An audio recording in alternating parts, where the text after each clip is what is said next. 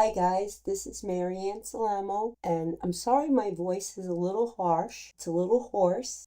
I'll be sipping tea and working on that. Now that my puppy Sandy is asleep, you may hear her bark at any time. Unfortunately, she is currently wearing the cone of shame. But you can see here I'm in the bridge and I have my image that we're going to start painting on. And as we go along, we'll be seeing in the bridge how I rename each step as I get them ready for either Painter or Photoshop. So I always paint my eyes in Photoshop, and I have been doing that since approximately 2006. So what I'm going to teach you, I personally don't feel is such a big secret. It's kind of like the wheel. We've been doing painted eyes for as long as we could, and I was lucky enough to learn from some of the greats that really broke into Painter, the photographers who really learned the program. Maybe they were native artists like me who were used to working with natural materials. They were all photographers.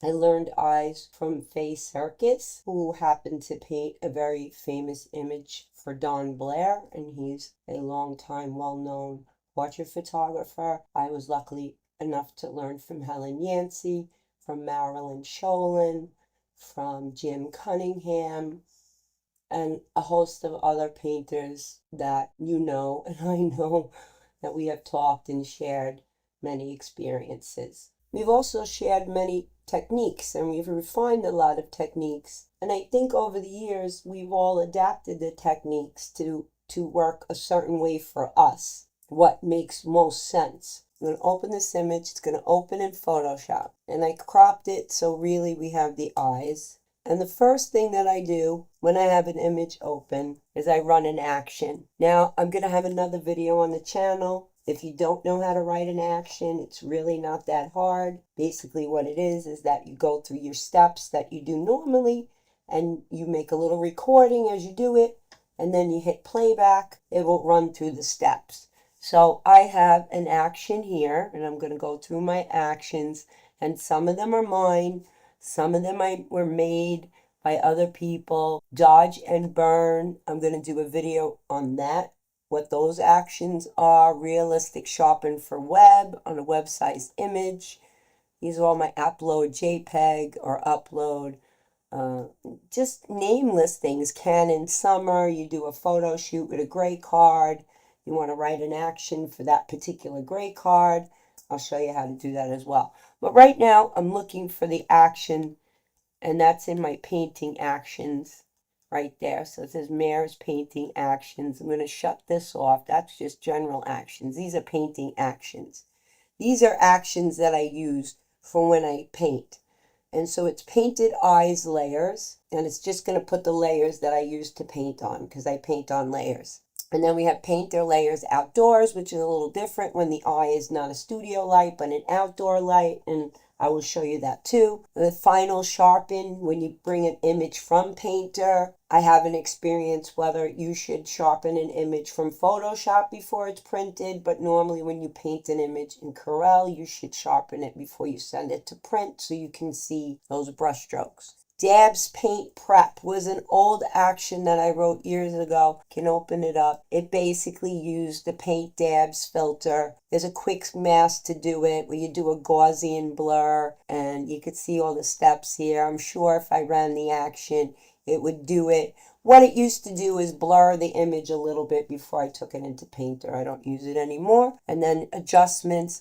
Adjustments, a general burn and dodge, and a simple adjustment layer when an image comes out of Painter because we have a different color space. The color space may be sRGB in Painter, but there is honestly a little density shift from Painter to Photoshop, so you do have to make a little adjustment, and we'll talk about that in a future video. So right now we have this little boy. The action I'm going to play is Painter Eyes Layer, and if I play that, now you see I have Catch Light, and Catch Light is just a normal layer, and the opacity is 100 and the fill is 100. Then we have Catch Light 2. So you're going to make two catch lights. Again, normal layer, opacity 100, fill 100. Moon 1. The moon is the glow that goes opposite of the catch light. And moon 1 is a normal layer with an opacity of 100 and fill of 100. So Moon 2 is similar. They're all normal layers. Then we get to dabs.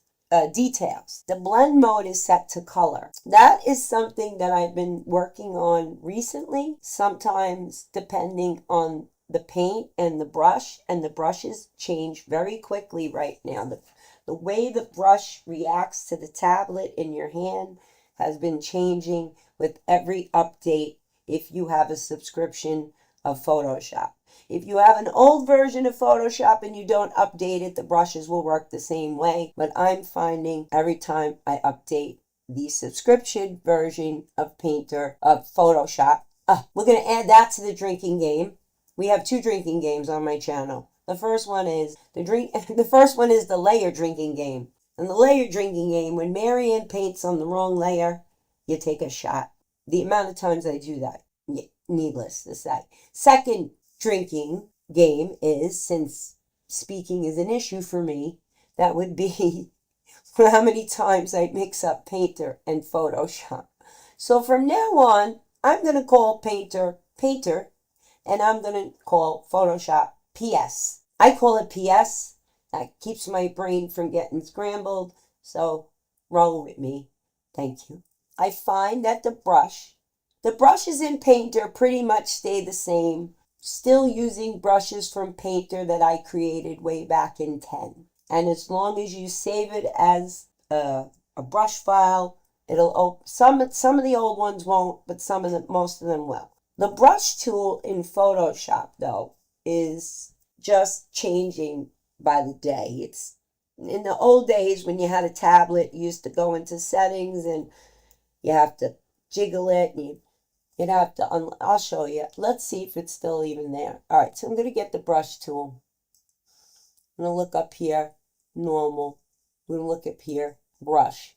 Normally the brushes I use when I paint on the eyes, soft round, opacity, and flow. Then we have a charcoal pencil. We have a Belusa. We have wet media brushes, right? But back in the day, there used to be a thing. So we used to have to go in here and, maybe it's in here. Okay, here we go. This is so weird. We used to have to go in here and we used to have to lock shape dynamics and then save it. Let's see if I lock shape dynamics. Let's see what happens. I don't see as much change in the brush. There used to be a big, when you see I'm locking shape dynamics. When you go down here, the thumbnail used to look different.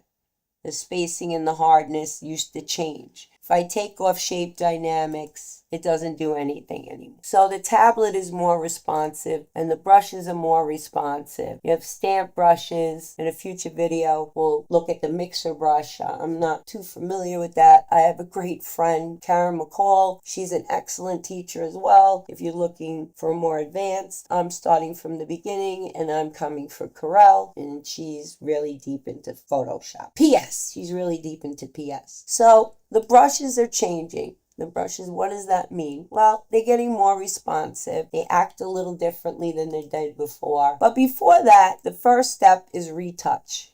And what is retouch? Retouch is going to be part 1. This is part 1 of Painted Eyes Retouch. Let's see. I'm going to go to the navigator. I'm going to put this. Let's put his eyes at 100%. Because sometimes when you put it over 100%. Now, I'm going to get the brush tool.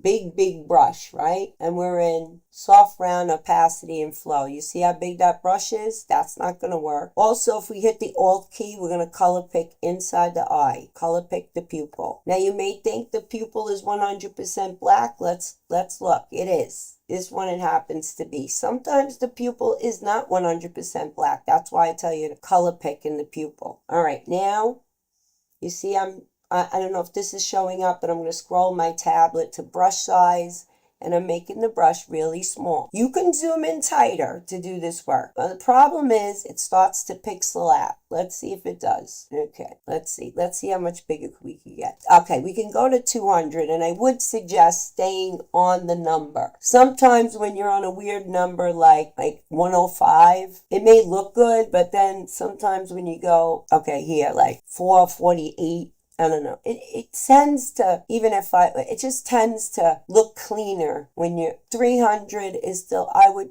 always choose to pick, maybe it's a quirk. Maybe it's just weird. I don't know. Sorry, that's me. All right, so now I'm going to take this. I'm on the wrong layer. I'm on the wrong layer. This is why we have a history. Take a drink. Okay, this is the layer we were talking about, the retouch layer. This is the retouching. We're going to take this catch light out, and you might ask why. Why am I going to take such a nice little catch light out? Because normally a painted catch light is soft. It's not rock hard like this one. And I'm also going to turn my brush up to 100% because I have it in opacity and flow. If I have it in pressure, opacity, and flow, it's going to flow depending on how hard I press. So if I pound on my pad, but if I go light on my pad, it'll be light. So I'm going to color in what I think is the pupil, and you could do it with the clone tool too. There's another way to do it if you get nervous saying, I can't do that by hand, but you can. It just takes practice. And this eye, I'm going to do it here, okay? You can also, well, maybe we'll save that for a later video, a longer video, how you can do it with the clone tool. Here, I'm just going to do it with my free hand. And don't get nervous if it's not perfect, because nothing in art is perfect, and everything can be fixed, and nothing is a mistake. Okay? That's my logic. I'm going to take the clone tool, and I'm taking a pretty small one, and then hit Alt to sample right under there, and I put it in darken. And my opacity I'm going to put up to 100, and my flow I'm going to put up to 100. Now, why do you think I have it in darken? Because you can have your brush in all these settings, normal, dissolve, behind, darken, multiply. Okay, so why do I have it set to darken? Because if you set it to darken, you have 100% opacity, 100% flow, and you sample someplace darker, and you go like this, because we want to get rid of the white. But the thing is, we're not going to go over the black. You see that? How it doesn't go over the black? Because black is darker than brown. And make sure your brush is soft. Make sure you have soft, oh, that was a harder one. All right, so I'm going back into the soft pressure, opacity, even in the clone tool. Even in the clone tool, you want to do it softly. You could sample from this part of the eye as well. Watch this, sample here. Start coloring on the other side, and I'm going to pull out and show you. So you see that? We're starting to get rid of that catch light. And the same thing goes for here. Okay, it's sampled on that side, so I could just start filling in this catch light, get rid of it, and I'm going to skip ahead. I'm going to get rid of it and then move to the next step. So stay tuned. Okay, we're back. And the reason I stopped is because you can clone these eyes 20 different ways, and maybe watching me clone and paint might be like watching paint dry. I don't know. Maybe if there's demand and you put in the comments, you want to see how I got the eyes and the pupils like this, please let me know and I will make a long form video. Maybe I'll put it on Patreon. Maybe I'll keep going through one video on Patreon. But for now, we're going to do these as quick as we can, little bits, so you can get the idea. And then we can move on to other ideas. For me now, at this point, I can paint eyes in about a half an hour. I mean, I'm talking to you, so it's taking me longer. But if I really concentrate, maybe maybe an hour. Well, I'm not going to brag. But okay, this is the last part of the retouch. And this is the only time that I ever use, well, one of the few times I use the burn and the dodge tool. Normally, when I burn and dodge, I do it on an adjustment layer, whether it be a curves layer or a levels layer, usually a curves layer because I like to bend down the midtones or pull up the midtone. Again, that will be in my other video. For this project, we're going to use the dodge tool and the burn tool, and we're doing it on a retouch layer, and that's why we do it on a retouch layer, because we don't want to ruin the original image in case we go too far in this burning and dodging, and by shutting off this little eye, you can see already, we turn the eye on, we turn the eye off. That was our image when we started, and now his eyes look like that without the catch light. That was his eyes with the catch light. We try to keep as much texture in the eyeball when you're cloning out that catch light. So now, the first thing we do is take the burn tool. Again, we're gonna put that in soft, round, pressure, opacity, and flow, okay, because I like that brush best. That's just me. You might like a different brush, and give me my brush size, please. You can also do it up here, but I like to do it from my tablet. Do it up there. I'm going to just softly, I know that's black. I know you're saying, why are you burning black? But I'm actually trying to bump. So when we do this, we burn a little bit outside of the border of the pupil. A little bit outside. So make sure you're in the softest pressure, opacity, and flow, because you do this very gentle. It's not a hard thing. It's subtle, because you have catch light 1, catch light 2, moon 1, moon 2, and then your details at the end, whether it be in color mode or in normal mode. So remember, you don't have to be that. Now, if I could speak, I could say the word specific.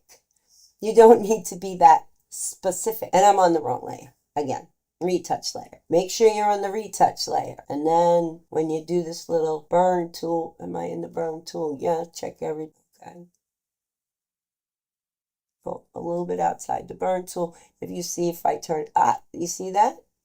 Right here. Watch right here. It's very subtle, but you're going to see it right here when I turn the eyeball off. There it is. Subtle. Same thing up here you're going to do, subtle. You're just going to go under the lid. You might say, why are you doing that? Because when you draw eyes, painted eyes, this is a very important shadow under the lid. This is what's going to give the eye definition. So darken this shadow. And also, even on boys, this is a boy, I darken the lash line. I darken the lash line. Now you're going to see, this is a subtle difference. I'm going to turn the layer on and off again. Subtle difference, but you can see it. Last subtle difference with the burn tool. Make it the side of the rim around the iris. I know the word, but I can't remember it. This ring that goes around the iris, just like we darken the pupil. Gonna try your best to draw, but you're not really drawing. What you're doing is making what's there darker, okay? So you're not changing anything. And if I turn the eye on and off, you'll see, look, burn. You see the burn now? It's very subtle. So go all around this line, make it darker. And when we do the paint and the moon, you'll see why I said do that, why we do this. Darker under the lid, as dark as we can up here, dark around the rim. And you can see now, it's subtle, but it's burnt. You can see it more on this eye. And usually you can see the effects more on the eye closer to the light. It just happens. Sometimes as you paint, you're going to have to adjust for that. And again, that might be in a longer form video. Now, the last tool, this is the last part of retouch. You go to the dodge tool. The dodge tool, make it the size of the iris. Make sure you're on the retouch layer. Make sure, now with this tool, it's not a question. Even if you have it in opacity, pressure opacity, this one, or pressure opacity flow, always keep your exposure up here at 25. I find that playing less than 25, sometimes you don't see the effect. More than 25, you don't see the effect. So you're going to make the brush the size of the iris, and you're just going to tap it. Just tap it and go across the bottom. Now watch. Watch right here what I just did. You might think I did nothing, but you'll see I did do something. Do you see that? It's subtle. And it's subtle now, but as we add to this, we're going to add depth, and that's what's going to make it pop, okay? So you see the subtle difference on that side. Let's see the subtle difference on this side. And sometimes, again, I'm going to zoom out when I do the layer, because you're going to see the eye that's closest to the light, you might not have to dodge it as much. And you can go back into your dodge tool and you can take them away in your history. That took away all the dodges. But I want to put the dodge back Maybe I went too far. Sometimes it's good to pop out and look. Maybe you pressed a little harder somewhere else. I'm going to turn it on and off, and you'll see now. Watch the eyes. It's a subtle difference. It's a subtle difference right now. As we get closer, don't worry if your pupils are a little misfigured. Don't worry. When you draw an eye, and nobody's eye is perfect. Nobody's eye is perfectly round. Nobody's iris is perfectly in the middle. It's just like, yes, the more symmetrical a face, the more attractive it is, but not everybody has symmetrical. Even a most symmetrical face, you might have asymmetrical eyes. So that's retouch. That's part 1 of this video. I will catch you in part 2, which will be the catch light. So I hope you come back. And if you enjoyed what you watch, I hope you subscribe. And I will talk to you soon. Take care. Bye.